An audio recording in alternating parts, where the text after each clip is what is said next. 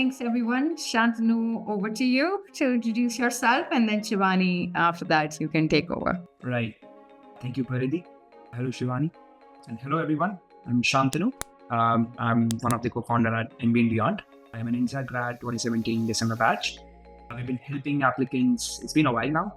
We've probably helped more than 1,000 applicants. I've got good amount of scholarships for the applicants. And I would like to say that we are a company where we like ambitious applicants. Where applicants come and say that, I really want to give this a shot and I think I have this in me. Our job is to, eventually figure out what are you good at, right? Things that you feel are not supposed to be told. And normally that's gold, so that's something that we figure out. And yeah, we would really love to, have your questions and answer them along the way. Over to you, Shivani. Good evening, everybody. I'm Shivani Bhatt. I've been supporting study abroad applicants for almost a decade now. MBA is my favorite genre, if you can say. I love working on essays with the kids, with the students, basically, no more kids. But yes, it's a very interesting perspective when we are working with essays. It doesn't only give us insight on the applications part, it actually gives us a lot of insight on how the student is thinking about the future. It actually helps them do a goal setting, and that's a part I love in MBA applications. Yes, over to you. Thanks a lot, both of you. All right, so we can get started with one of the most pressing questions. And as we are going along, we have questions. Everybody is welcome to drop their questions, and we will pick up as we go. So the first question that most candidates ask: how can we effectively, now especially the ones who are already working on their essays now, how can we effectively address weaknesses or gaps in our profiles? Now, a gap and a weakness, there's no specific type of gap that we're talking about, but yes, anything that you guys have to contribute to. So yeah, over to you, Shantanu, for your thoughts, and then Shivani, maybe you. Yeah, sure. I see. First of all, we need to control the source of. We are the source of information, right? And whatever information we are providing through essays, the source is us. And it's also about the way we tell a story, right? Obviously, few of the weaknesses, for example, someone mentioned around GPA 2.4, right? And that is something which, we can't really turn it into a strength. But having said that, a lot of times, there are other type of weaknesses as well in your profile where you feel like, I did this project and, I just feel really very hard. So do you feel it's a weakness? But I think it's a weakness if you're not taking learnings out of it. But if you can really take learning out of it, and if you can really showcase how this has really influenced who you are and your future decisions, that can be turned into a strength. And then for the other weaknesses, I think it's less about weakness, but it's more about the story, the entire narrative that we're going to put in.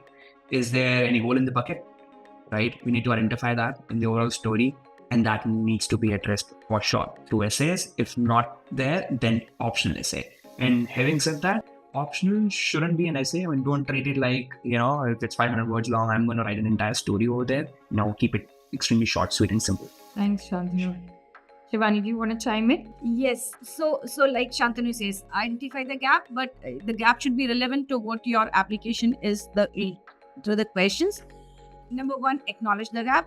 There is a gap, and let's not try to hide it. We can pivot it to how you have learned better, how you have learned from it, what things you have done better. So low GPA, for example, not a very low GPA is what I would say, a low GPA, low GMAT score. So if you have a gap, it is not that the gap has suddenly appeared in your application. It's been there for some time. You have known about it. You should have been working for it for the last 2-3 years to showcase how you have overcome the gap, how you have done something else and showcased your strengths in that. So this is something I always say, that the gap hasn't suddenly appeared in your applications or your profile. It's been there. You know it was there. So last minute stopgap arrangements won't help in gaps. And the most important part is, what have you learned and how have you improved on it? What else have you done to showcase in your profile is what is important, rather than thinking too much about the gap. That's been my perspective, and I guess somehow it's worked till now. Thanks, Shivani. Thank you, Shantanu. So, Roman, that definitely, I understand that's a low GPA. I mean, there are success stories of so many people with very low GPA and, low GMAT scores making it to some of the top schools. Maybe first of all, you should refer to them a little bit, have a conversation. How did they try to, buckle up? How did they try to make up for such a, low GPA on their application? How did they cover up for it in their applications, even when they say the GMAT wasn't that high? So yeah, you can have. So there are various ways. It's important to talk to candidates, listen to their stories, maybe refer to some of the samples. Let's say if you're working with whoever you're working with, ask for some samples. If you're looking to work with MBA and beyond, we've got n number of low GPA, low GMAT success stories, and there's so many samples of candidates. So you should refer to that before you jump onto deciding anything for yourself. All right, so then let's do the next question from the thread that I had. Do M7 schools prioritize professional achievements differently compared to other business schools? Shantanu, Shivani, any one of you can take this first. Not really. I think, achievements are achievements. But I think one important point about achievement is that generally all of us in our lives, we feel that, this is a particular achievement that I actually have to talk about in my application, and I think, that's the thing that's going to get me in, right? And then what generally happens is that you're not answering the essay, but you're just talking about that particular achievement of yours, which is like commonly, I would say, a mistake that people make under professional achievements.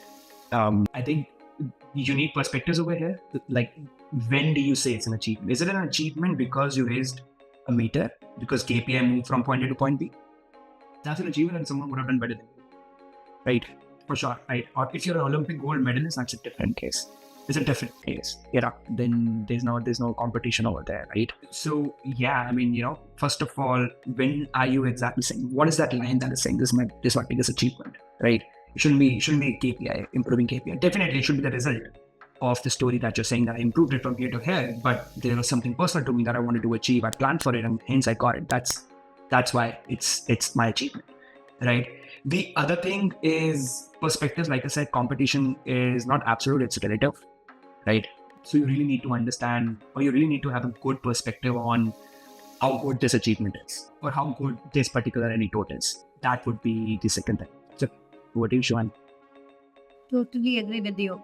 Achievement is, so everybody feels every achievement is something which is like outstanding. Every achievement feels outstanding. You have actually worked for it. But what is it actually showcasing is what is important here in an MBA application perspective. So, like, yes, they view achievements differently, but no, they don't view achievements totally differently. So they look for aspects like leadership, they look for aspects like what kind of initiativeness have you taken for that achievement, or what has there been a different thought process in that achievement, or have you done something what in India say epic nahi. So this is something what the top schools are looking, the M7s basically are looking for. Yes, the next tier 2 schools might not be looking for those aspects, but if you're targeting top schools, the impact is important, your interest is important, and quantification of everything is important. You should be able to quantify the impact, the people you have led, the stakeholders managed, the revenue generated. So there are a lot of things where quantification can work, and the impact is important everywhere. In every achievement is what I look for when I look at an application. Right, indeed. And when Giovanni mentioned this, I mean, there's another thing that popped up in my head, which is, I would say, the achievement in terms of explaining to an M7 or Ivy school versus, the tier 2, tier 3 schools would be, first of all, the competition is way, way, way more, at M7 and Ivy. So everyone is talking about, I am the employee of the year, right? So now how are you going to differentiate yourself, right? Versus if you just gonna write about I'm the employee of the year, at like a tier 3 school, right? You might stand out, right? But at M7 and Ivy, you might not stand out, right? So this is exactly where another thing that I was mentioning earlier is bringing your personality in it. That is something I stand for personally. I did not just do it because my manager told me so. But I did it because, there's something that I personally believe in. And that, this particular thing that you're saying I personally believe in is the story. Your professional achievement is just the supporting evidence for your story. So I think it's the way you take a look at it, which should be different for M7 and IIs from tier 3 schools. I hope I make sense, guys. I mean, if I don't just Thanks, Shantanu. Thanks, Shivani. So I'll just try to put some context to an example or two here. So an achievement, for example, could be in your life. Yes, I know we talk about fast track promotions and all of that, like Shantanu and Shivani just mentioned. But if you're thinking M7, almost everybody would have it, like Shantanu just mentioned. So it's not just going to be limited to you, but also how Shivani said, how you've impacted others in that, personal achievement of yours. So try to think from that perspective, how many people got touched by the kind of influence you were able to bring in. And you will be able to notice that business schools are really looking for that as a set of values when they're asking for, certain achievements to mention in your application. For example, Stanford really looks for building a community. Let's say if you're really doing an application for that school, and if you have genuinely built a community we are working with this candidate who has built a community of which is in just less than 6 months, more than 6,000 people for gay men in LA. The kind of achievement they are highlighting from there, the kind of, mindset shift that guy is able to bring in, it aligns with what Stanford is looking for as well. So go a little deeper, talk about the kind of influence. That doesn't mean that if you've not raised a community that doesn't have 6,000 people influenced, doesn't make your achievement significant enough. It can be 10 people, it can be 5 people as well.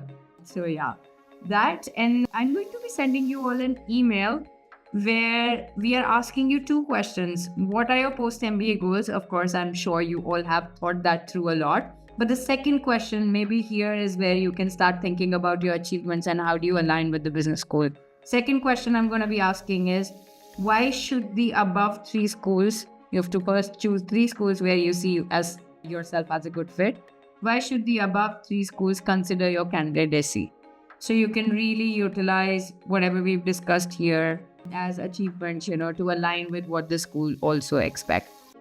So that's that. Maybe let's take up Ranga's question next, Shantanu and Shivani. So Ranga has a 645. Again, the most overrepresented industry, people, oil and gas, trying to transition to strategy roles in energy sector. What schools should I target with this profile? I'm sure, Shantanu, you worked with so many oil and gas, and we worked with so many people with the same storyline. Do you have recommendations for schools? Yeah. So Ranga, deal with people, and especially in oil and gas, right?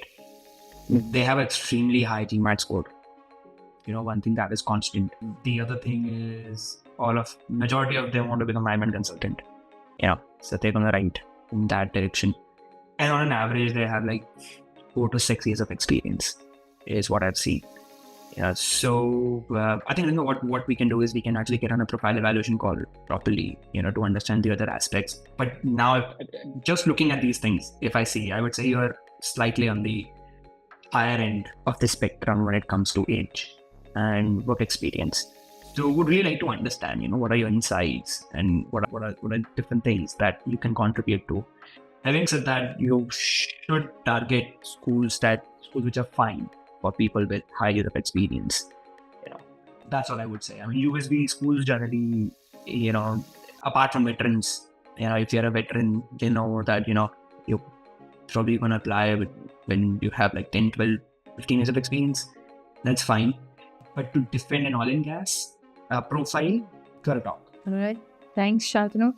So, Shivani, do you want to chime in? I totally agree with him. Okay. So then we got NFP. I'm not sure if I fully got the question, but I'd read it out loud. Maybe Shivani, you got it. I've seen a lot of advices about leveraging different aspects of our profile via different application elements such as essays, LORs, resume. Would you guys have more? Okay, I think I kind of got it. Would you guys have more tactical and concrete examples on how we should go about that? I mean, I'm happy to jump into the process. Sure, go ahead. Yeah. I'm happy to jump into the process. We follow sharing my screen, but Shantanu, if you want to start, and then I will take over. Okay, you gonna show mirror? Okay, cool. So see, I mean, the way we do is, I mean, before you're working on essays, we work on essay storming. Where we try to identify what sort of anecdotes are going to go into each of the essays, and then we also try to identify what sort of message is coming forth, and have we made sure that narrative is kind of included, breaking down narrative that this piece should go in that essay, this piece should go in the other essay, right? So that you have a holistic view of the application rather than just straight away, going into the essay and diving deep into it and don't realize what's the overview, but the detailing is too much, right? So I think the practical approach over here is to continuously have a holistic view of the entire application. So when you know what exactly are we talking about in the essay, what message am I throwing in the essay, right? What are my strengths and what are my weaknesses? Now, what I'm going to do in the LOR, right? So there's one thing that we do is we send a questionnaire to your referees from our end, then we try to see what are they talking about, right? Is it aligned with what are we talking about, and then we also fix that gap for them, for your referees. I mean, the only thing we do is we suggest, right? And resume, I mean, see, LOR, essays and resume, they should complement one another. Having said that, they shouldn't be just talking about the same things. They need to extend your story, right? So resume, we actually make sure that, first of all, the achievements or the stuff that we have talked about in the essays should be there, right? And then simultaneously, whatever the other things school values, we provide more content on top of it. So yeah, that's how we keep a sweet balance. I hope I've answered your question, NFP. Yeah, thanks, Shantanu. So just building up on what Shantanu just said, a couple of questions. I want you to spot that essays in our MBA and Beyond's process, School of Thought, is actually coming at step 7, which is the other way around. Like most, people or candidates approach application, they think about the schools first and they jump into the essays. However, what we advise, you might know the broad bucket of schools, which could be T10, M7, but how do you know which exact school should you apply to where you're a good fit? For that, you need to know a little bit of, you need to take yourself through a journey, know your strengths, know your weaknesses, and know your values. If we've not got enough examples to support the value system that the school is looking for, how can we go ahead and select that as a school just basis the career statistics? Because, I might want to become a management consultant. So does Shantanu, so does Shivani, and almost everybody wants to do that. But are we a good fit or not? So, for example, INSEAD looks for international exposure and contribution to the community. If we don't have enough examples to support both the values, we are never going to be a good fit for that school. We may write as good an application as we want to, but the school won't accept us because they are genuinely looking for that anecdotes in your personality to bring to the table. So for that, which is step 3, is the approach that we follow NFP. You see 8 subsections here on the left-hand side. We have to first gather a lot of content on you to know exactly where your strengths, goals, achievements, weaknesses, everything lies. And then, of course, map you with the relevant business schools with the right stories from here. Now, when you're talking about, let's say, international exposure as one example in your essays, your letters of recommendation and your resume has to support that example with, of course, without a repetition. So it has to be either a complementary support coming in from your recommender. So we have to discuss the pointers that your recommender should be talking about. And you should also be talking about that metric or, quantifiable aspect of it in your resume. So everything has to go hand in hand, which has to align with the value system of the business school. So that's how we differently approach this. Shivani, do you have any thoughts or anything that you'd like to share? Yes. So here what I put across as a resume is just a list of your achievements, and letter of recommendation is actually a third person perspective of you, which is actually somebody else vouching for you. And so mostly whatever you are listing down in your resume should be somehow be mentioned in your essays and should be vouched for by the recommender. That makes it a complete profile rather than like independent things, everybody saying something else. And what happens sometimes, maybe Shantanu and Pariti, you must have noticed that somehow students kind of start negating themselves in different essays. So, for example, time management. Somewhere you say you're good in time management, but the letter of the recommender says, oh, he needs to work on his time management skill. So, like, you're scoring a goal against yourself is what I tell people. These are the aspects we have to keep in mind when we are working on the essays. And that's why the content gathering stage that we have, where we actually identify stories, what could go and where it could go, and what should be the level of detailing be there in the stories. That kind of helps in the application in the later stages, and that's why it's in the seventh place when we are working on the essays. Yeah. Thanks, Shivani. Thanks. I just When we start working on the essay, by that time I have figured out your entire story. Exactly. Like the entire thing we've figured out. Now it's just about we gotta, again put those things, against the essays.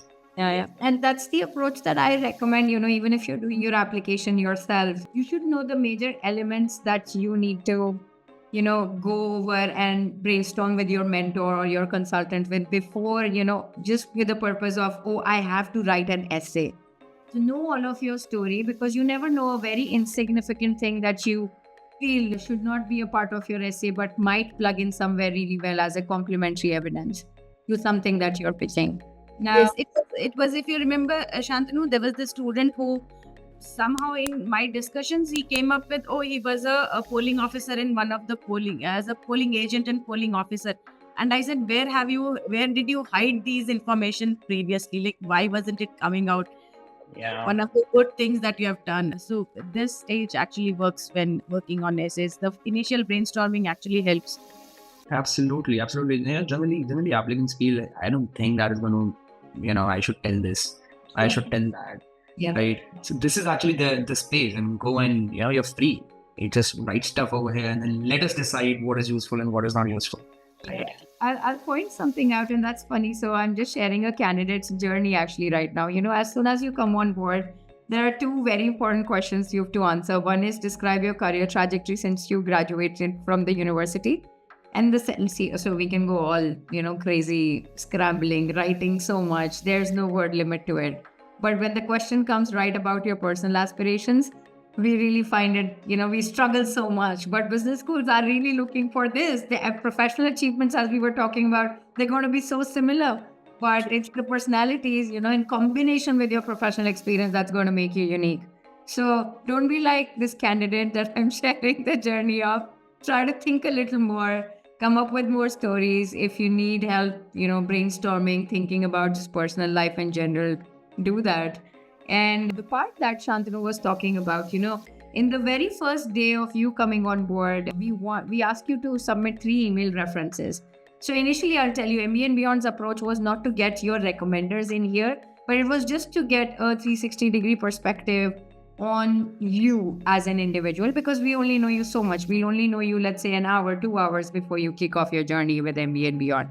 We want to genuinely understand you without your biases, because candidates tend to bring a lot of biases in their application.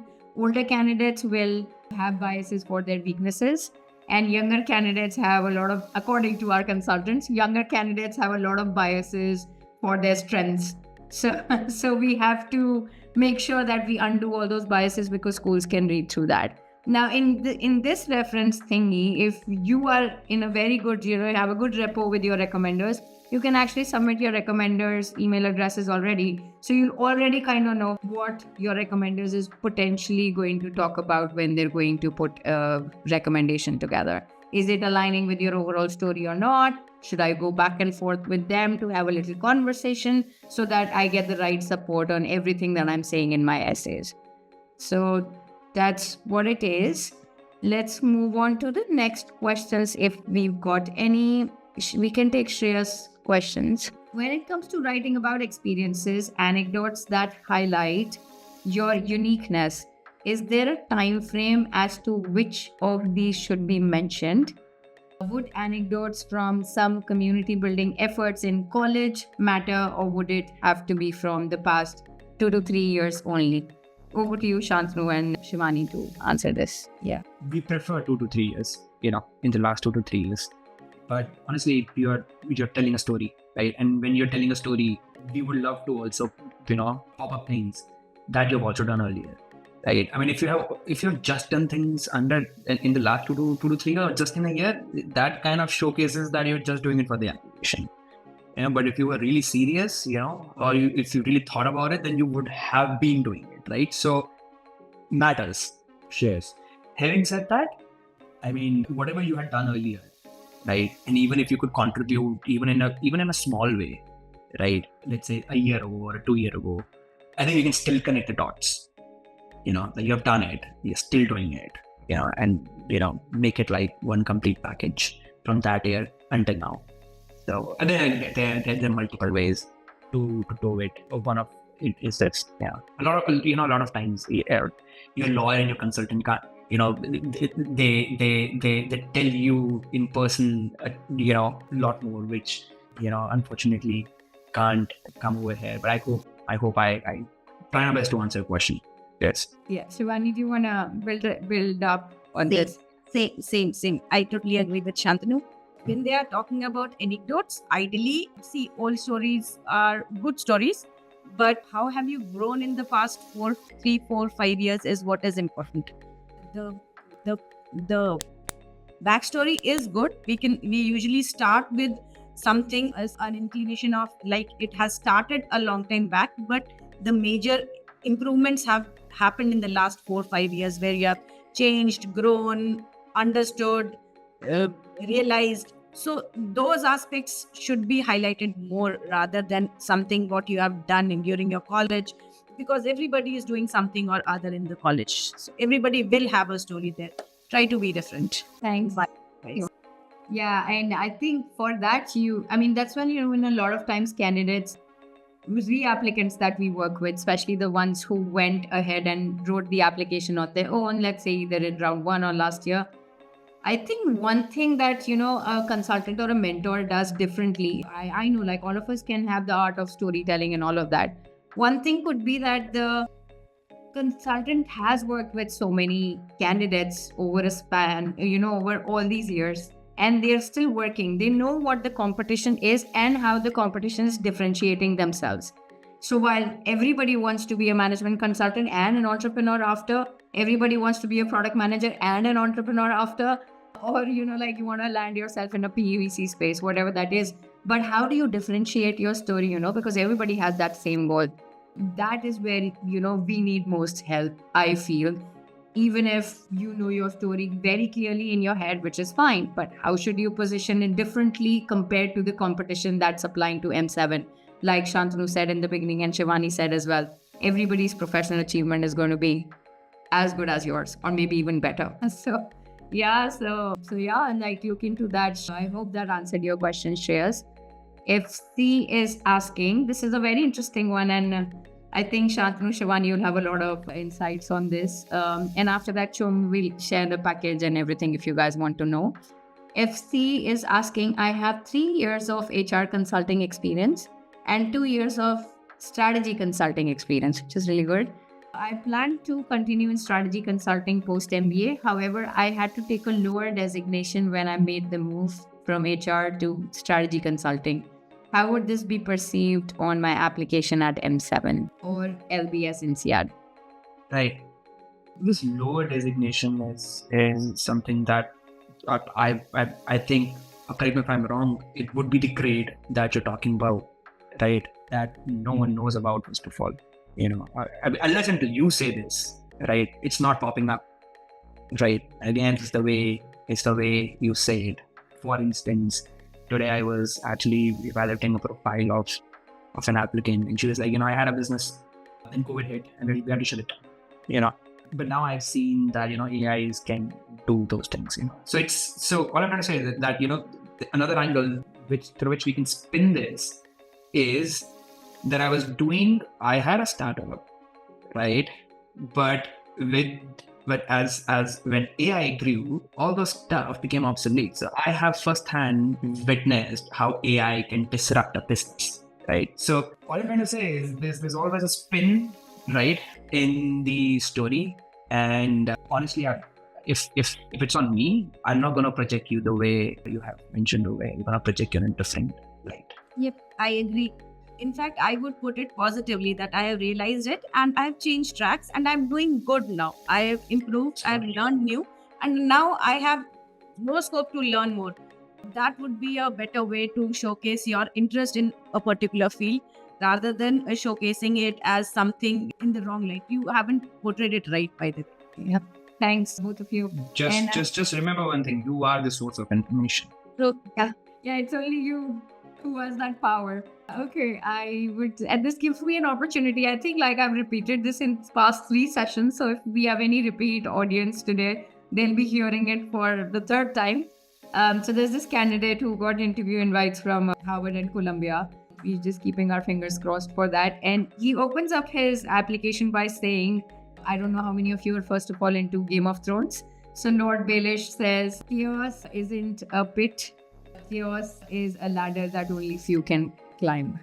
And he has had so many zigzags in his profile. I think as long as you can justify every move that you made, business schools don't like, it's okay. They're also okay with gap years. People go soul searching, they do yoga teacher training courses. Sometimes they just don't do anything, just write and read.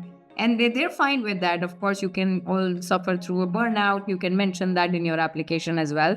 So business schools are very accommodating. And like Shantanu and Shivani said, you are the source of information. How you manage to communicate that, that's up to you. So I hope that answers your question. I've shared the link to our comprehensive package, but we also have other like customized, because right now we just have 40 days. Some of you might have written your essays already, or maybe you've done your few drafts, so we can have a chat around that. All right, so now Romil is checking again. Can you please cover scholarships as well? What are the best options offering need-based scholarships to international students? Also, do you help candidates with local national scholarships? Shantanu, Shivani. Shantanu, do you want to start with need-based ones? Yeah.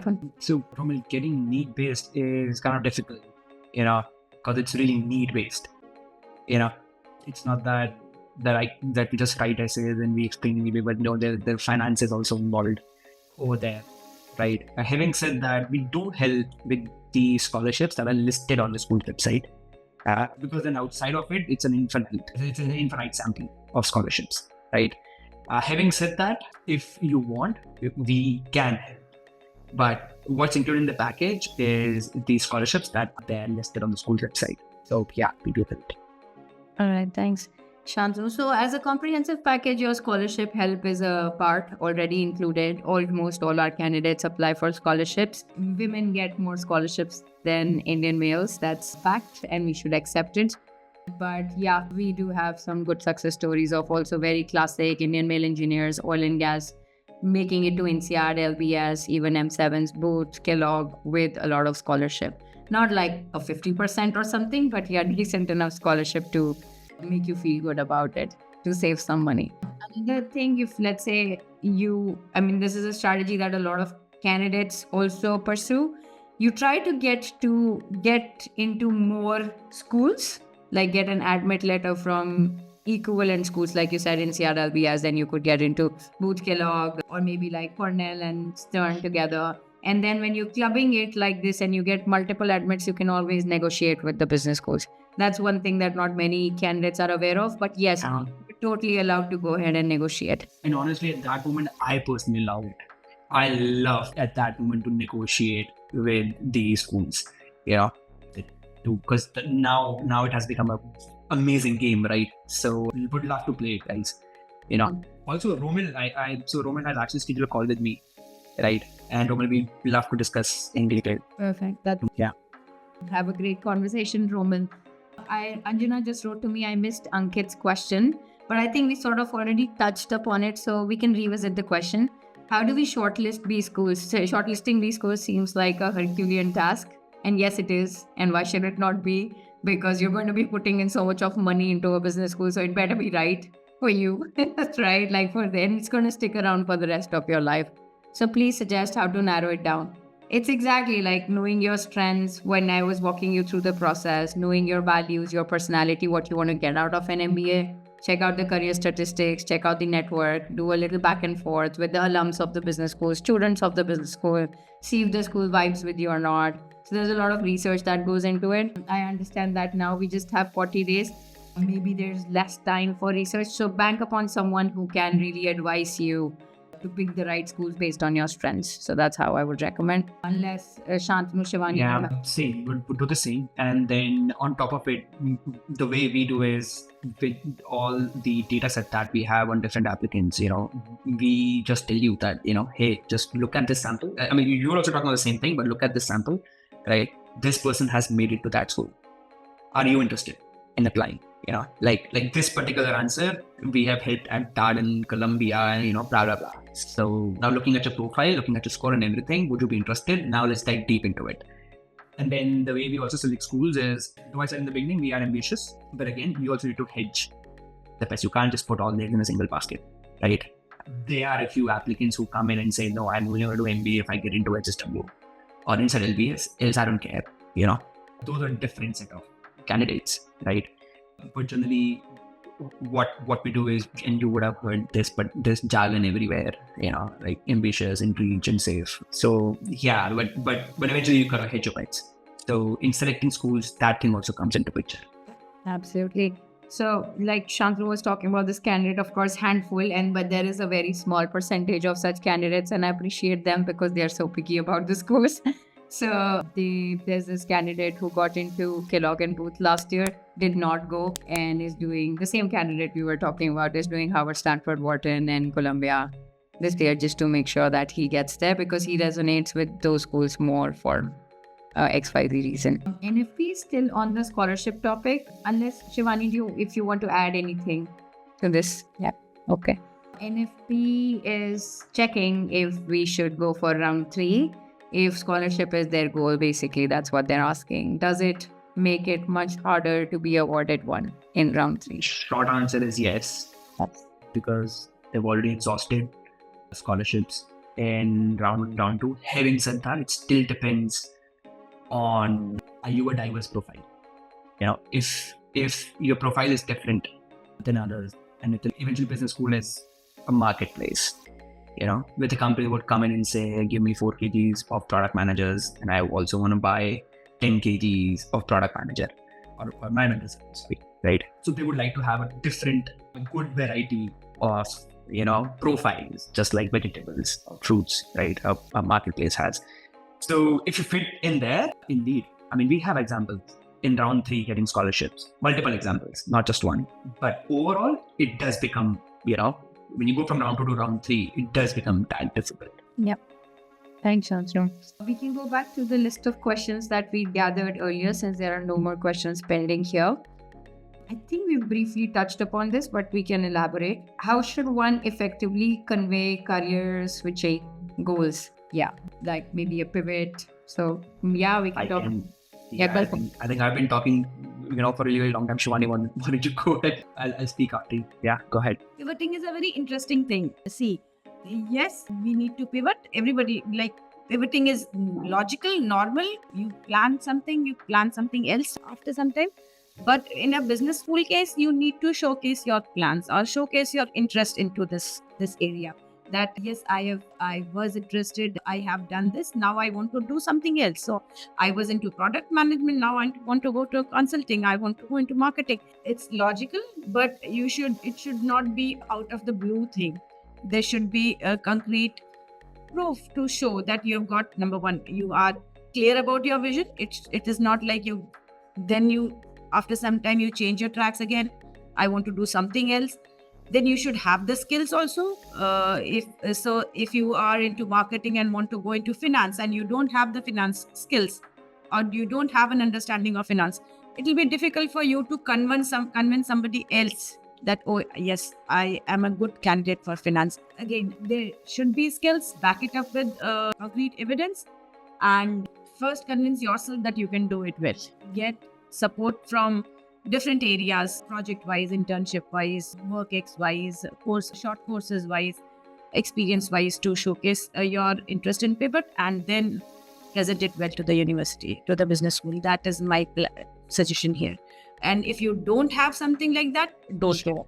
At least for the application's sake, don't pivot. You can do the pivoting later on. What do you think, Shantanu? Absolutely, guys. So guys, what happens is when your branding is done, right? At that very moment, I come in and I also review the branding. And over there, a few of the important things that I review is goals, right? I mean, I understand if you want to make a career switch, but let's break this into two parts, right? Part number one, get an admin, right? Part number two, once you're inside the school, no one really cares what you wrote about your goals in the essays. You can do whatever you want to do, right? But for part one, let's pick the goals through which we can really convey and we can really instill confidence in the eyes of adcoms that whatever you are putting up over here is achievable. We generally think that business school is going to make us employable. So sorry, guys. It doesn't happen this way. Business school only takes people who they think are employable. And that comes from your plan. And that your plan is nothing but your goals. Not just nothing, but majority part of the plan, integral part of the plan is your goals. That is the direction, right? So again, I'm not against it.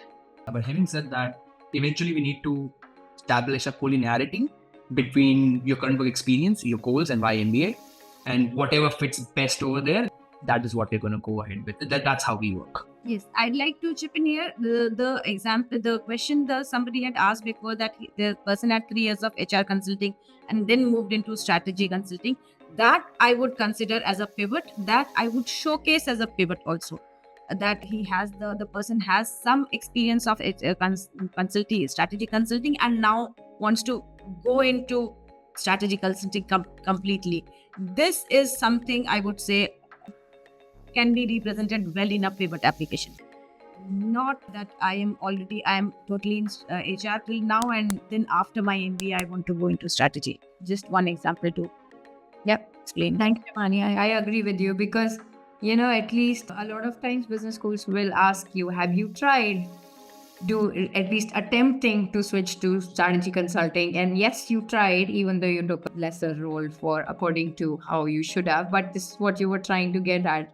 So you really made an attempt and you put your efforts in the right direction. For what Shantanu said, business schools are looking for candidates who are 100% employable.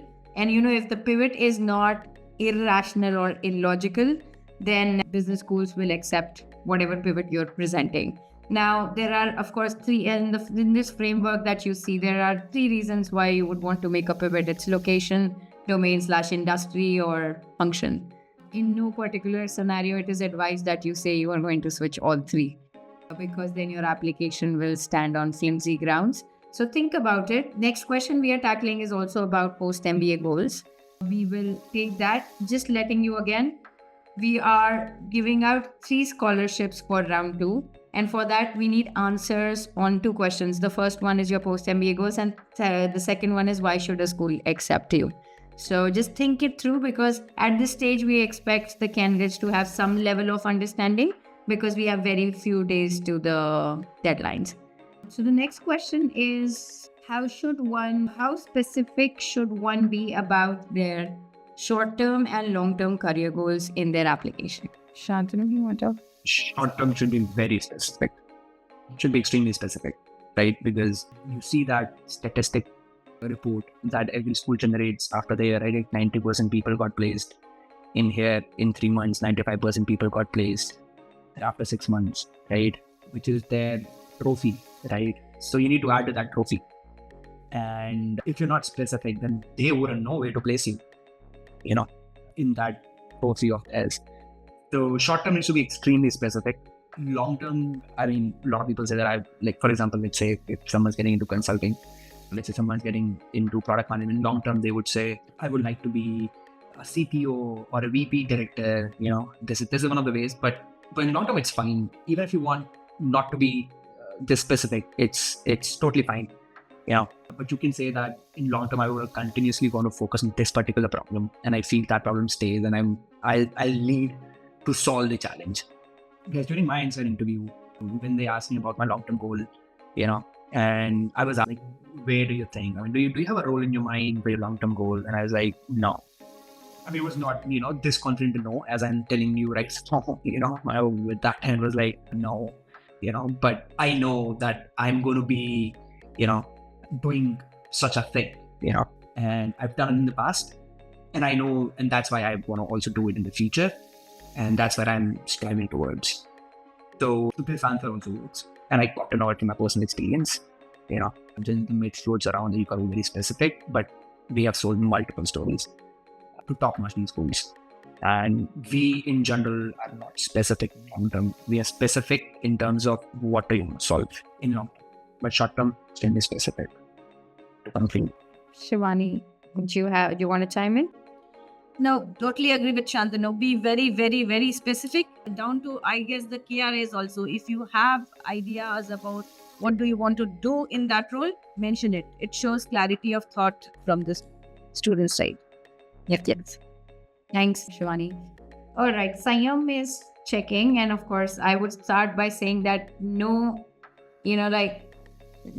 of the candidates have a completely wholesome profile ever.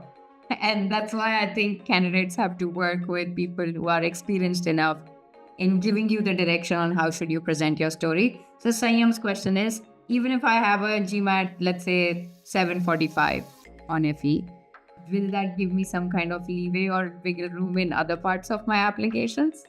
Now that depends what that is. I would just answer it by saying, what are you making up for with that 745? If it's a score, or if it's your quantitative ability or whatever, then yes, it will. But for a story, aligning it with the value system of the business school, then no. Because if you don't come across as the right fit for the school, what they're really looking for in your story, that's when they open like GMAT waivers. Do you think they care so much about GMAT? Since the pandemic, they've been wanting to do that. And even like some of the top schools are offering GMAT waivers. They are really not weighing you by your scorecard. So you have to really match with the school's expectation with respect to the values. But yeah, I would like to hear Shantanu and Shivani's thoughts on this as well.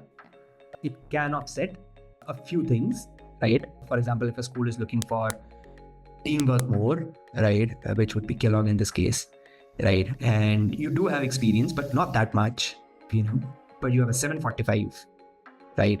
Yeah, it can offset, right? Versus a school, that might be looking more for, let's say, creative solution and innovative solution, right? You have done it, but again, not that much with respect to others, but your score is really very high, it will offset.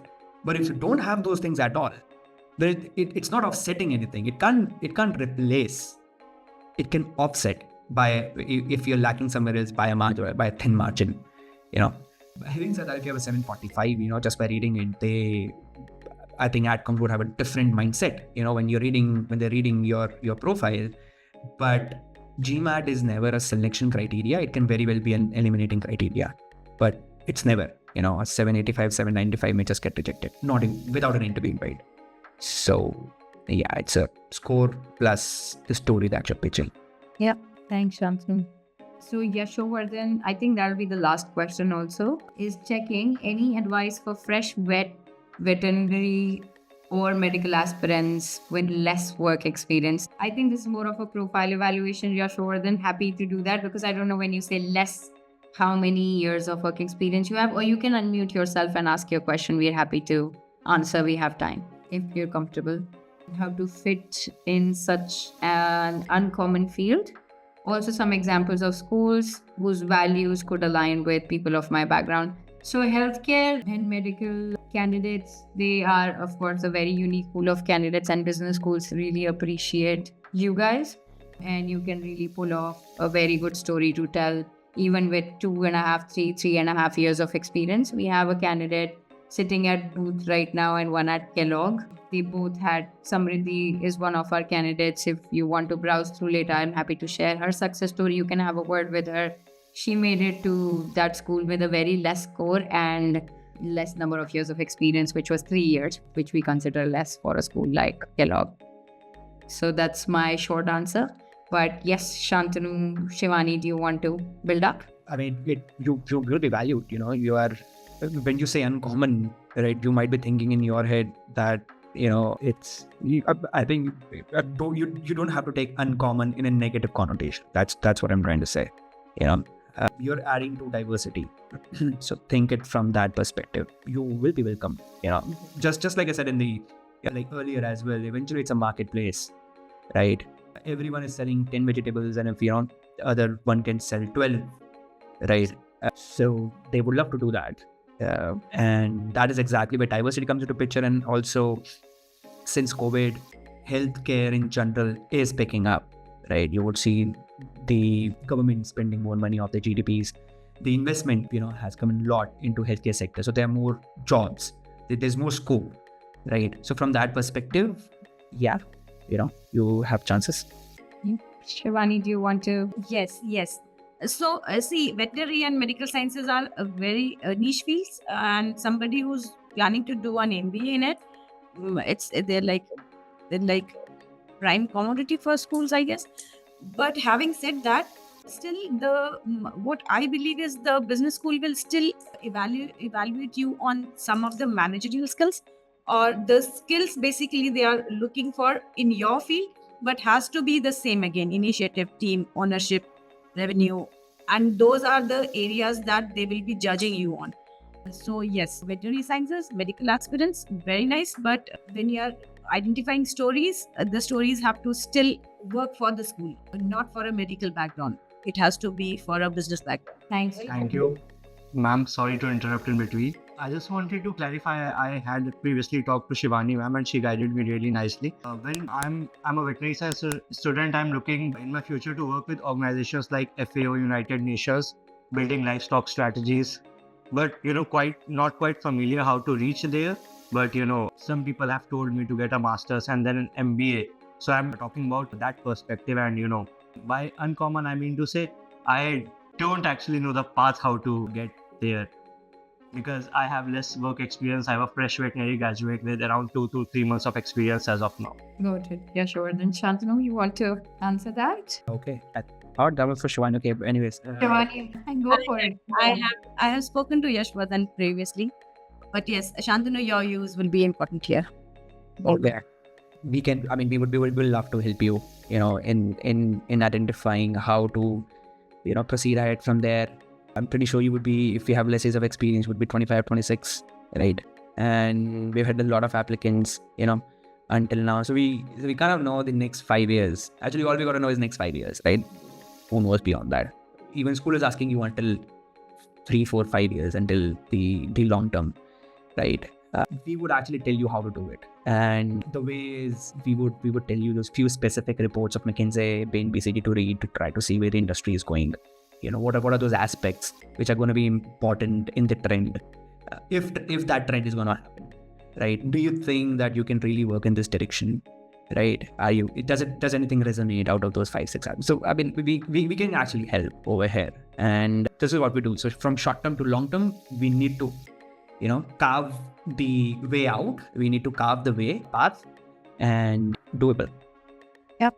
So a little bit of what Shantanu was suggesting, opportunity analysis there, Shivardhan, and for all of you guys. Yes, quoting reports, doing trend analysis and talking about that in your application will definitely help to position you as a global business leader who's going to solve a real world problem realistically with the right evidences. That's what business schools are looking for.